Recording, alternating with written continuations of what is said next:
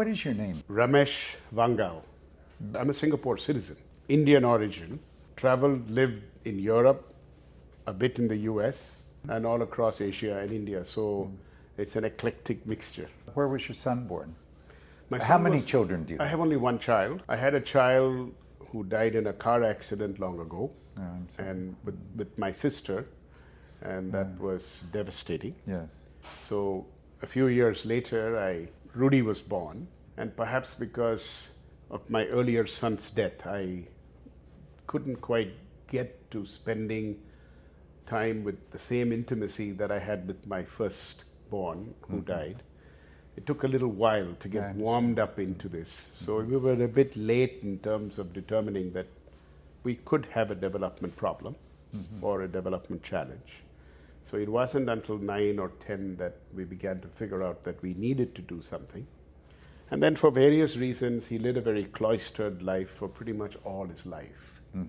So from the age of 9, and he's in the early 30s now, he's hardly had any programming, no education, literally.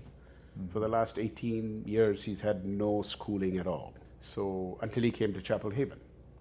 Oh. And, Did he have tutoring? Not for at least 15 years. And then he grew up in a very cloistered, almost in a golden cage. Yeah. Because his mother was very protective. Alas, she's not there anymore. She died about a year and a half ago. I'm sorry. And as a consequence, he went through a lot of trauma of being restricted. And he's quite a gregarious young man who wanted to connect, but basically then became electronically obsessed. So you run into a negative cycle. And then I had Laurie Sperry, Professor Laurie Sperry. She's been our friend for a long time because I ran a charitable foundation for autism in India, and she was one of the advisors. Through that, when we got in touch with her, we had chemistry. She thought that it would be a good idea for him to come here, which he's done. And frankly, in the last year, I would say it's been magic. See, my son has a very good memory, almost photographic. And he's able to learn very quickly, but he has absolutely no sense of practical life. He is in the Asperger neurodiverse. I see. His language was largely picked up through osmosis from watching movies. But somehow he could very well, he knew how to put them in the right place. So most of his language is well placed. It's not just random. So if he knows a word, he knows what it means.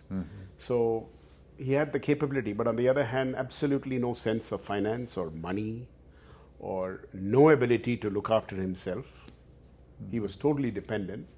And let's say because he came from a relatively privileged background, everything got done for him with helpers. So he had no idea at all, didn't make his bed, didn't have to do anything, clean his clothes, nothing.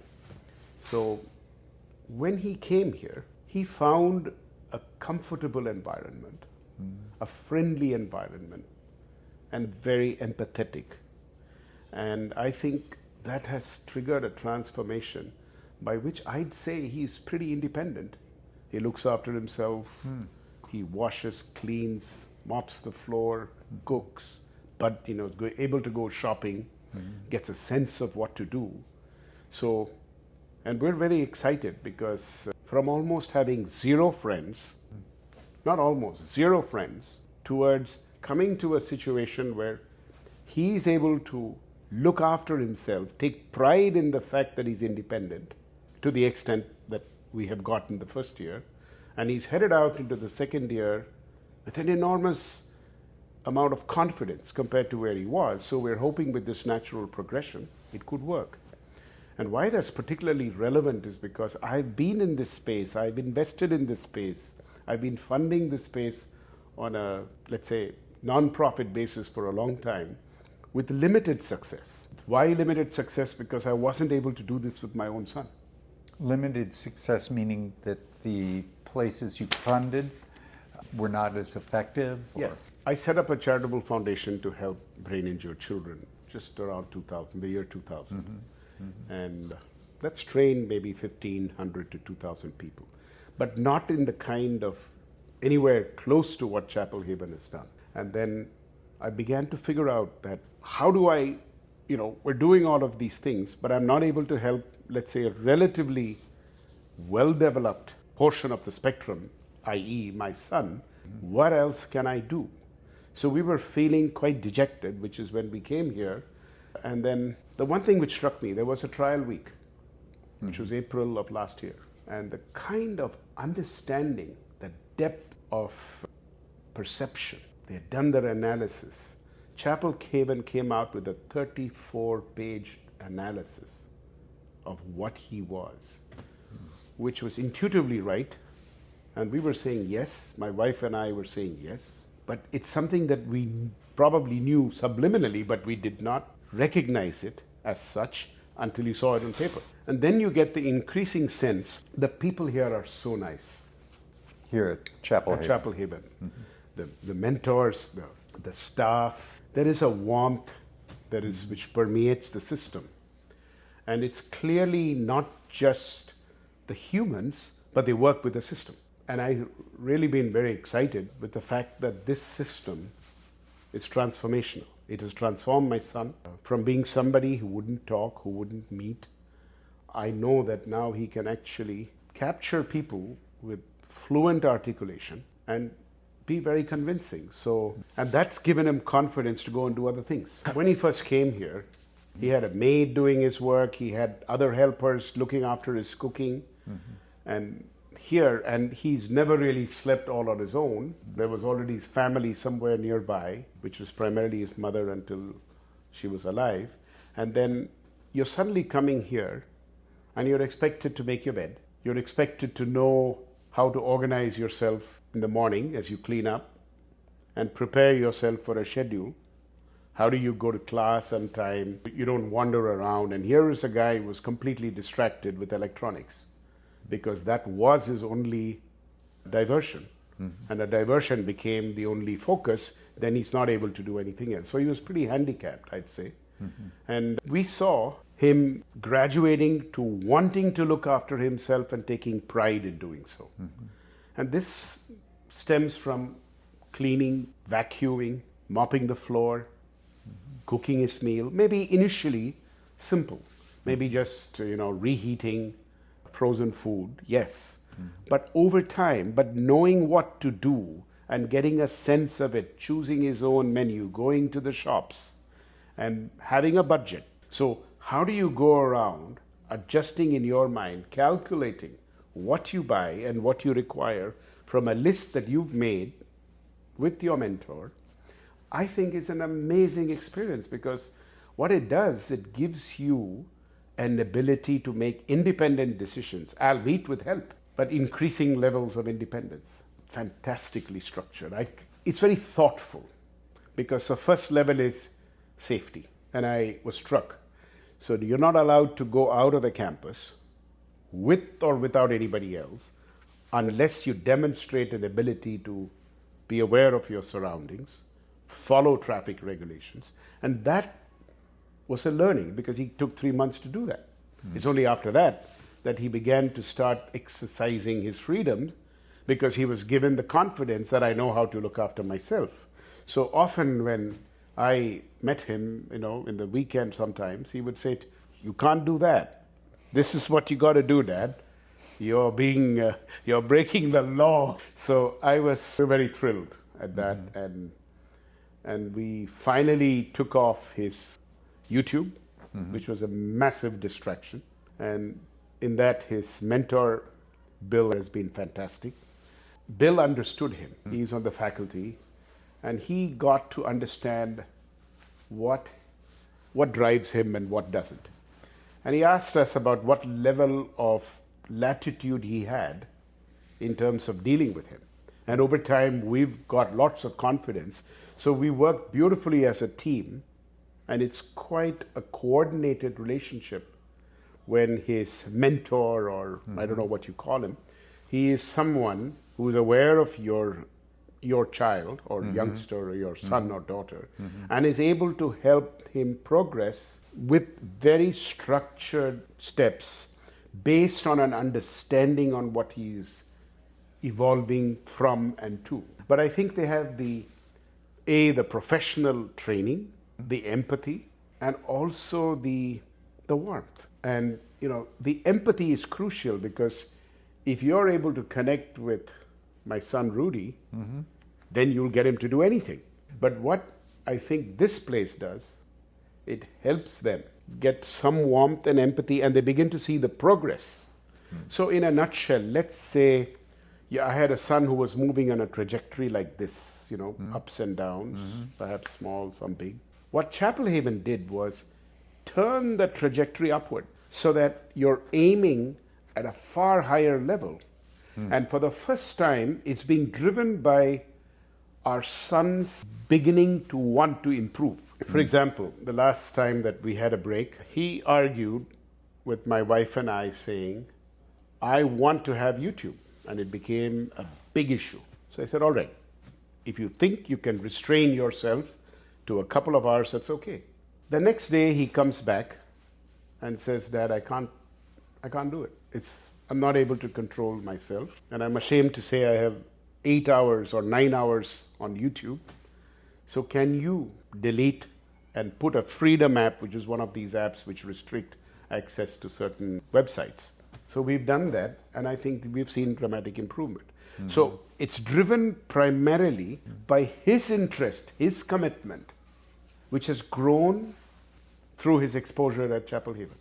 My wife and I have had a very minimal input. This is pretty much all Chapel Haven. What we have done is, because we have a good understanding with his mentor, we're trying to provide some perspective to Bill on the past and certain observations. But we've been always guided by, say, the wise hands at Chapel Haven. So if I were to say the most significant thing has happened is he's become more aware of who he is. And that awareness gives us a hope, his parents, that instead of being a burden to society, he could end up contributing. And the moment he begins contributing, and he recognizes that others are valuing his contribution, then I think you give him respect, you give him dignity, and you put him on a different trajectory altogether. Yeah, which is you anticipate that he will stay here or go off and to... Put it this way, for us, we will do anything and everything, because he is the number one objective, because I'm 71, and while I'm pretty healthy, who knows? So if anything, I can see Chapel Haven being the catalyst to his independence. Yes. And then he can make his choices in terms of what he wants to do, where he wants to go. We'll support him. So I am inspired to say, is there a way of helping others in terms of understanding the benefits of such intervention, and at the same time, can we help in terms of building some more resources to support others in this? Because I'm staggered that the numbers of people within, say, just the autistic or neurodiverse spectrum is as large as it is. And what I'd say to you is, or any other parent, I think these youngsters need a break, need some affection. An affection which demonstrates itself with attention on an appropriate level. Not just love that a parent can give him, but this is an intervention which is based on setting goals, because as a parent, I don't know how much better he can get. Yeah. And I think Chapel Haven can help determine his pathway. And they have a structure to see what are the steps to getting there, and then provide the kind of curated support to get him to achieve or his maximum possibility. You've said Chapel Haven is unique in your experience. What has been most impressive to you about it? Good question. I would say there is a warmth about this place. It's a community which is inclusive. And for people in the spectrum, that's a massive thing, because they know when they are not wanted. Yeah. That's one. The second is the depth of understanding that the staff have. And not only it's the individual analysis made by a psychologist, but it's a coordinated understanding between the analysis, its conversion to action. So, give you an example. What time does he go to sleep? How can he be encouraged to go to sleep without necessarily being draconian and saying you can't sleep before 10 or you have a consequence. By persuasion, by understanding. And it all seems very well coordinated, meaning the whole group works together. And I think what's is impressive is how they all communicate, because that's crucially important. So I think it's a very carefully thought through plan on an individual basis after assessing and analyzing the youngster and then providing appropriate support at different stages. And 1 year in this. My son has been here for 1 year. That's it. We don't live here. We don't live in the area. We come here for 4 months on 2 periods, Christmas, New Year, and in the summer. That's about all, where his larger vacations are. But the rest of it, he's here. He's here on the weekend. He was encouraged to go on his own trip to see some relatives. And he's done well. And he got the confidence. So a lot of that confidence wouldn't exist if it hadn't been for Chapel Haven telling us, yeah, don't worry, you're not the first. Just provided that moral support, the practical support, and the encouragement to the youngster. I think it's in the understanding of the behavioral patterns to get a detailed assessment of where the youngster is, and then being able to sit together with a group of people who have had both the experience and set up a curriculum which is appropriate. So it's not like a standard school program. It's a customized program for each individual. Yet there is a clear pathway, because they outlined that pathway at the end of the trial week. He spent 4 days here in April of last year. And at the end of that, they had a plan. And they said target would be by September of 24, I'll get here to this level, March 25, and so on. And I initially thought it was impossible. But as you see what's happening and the transformation which is happening in front of our eyes, I begin to think perhaps he can go a little further. So from worrying and being despondent to moving to hope and ambition is a change in us, his parents. And frankly, we're probably more skeptical about it, because internally we've never really thought that this is achievable by, in my case, my son. I never thought that he would get to this level, and that too in so short a time. It's extraordinary, isn't it? It's an extraordinary story. It reminds me of what Churchill saying, never in the history of human accomplishment has so much been owed by so many to so few.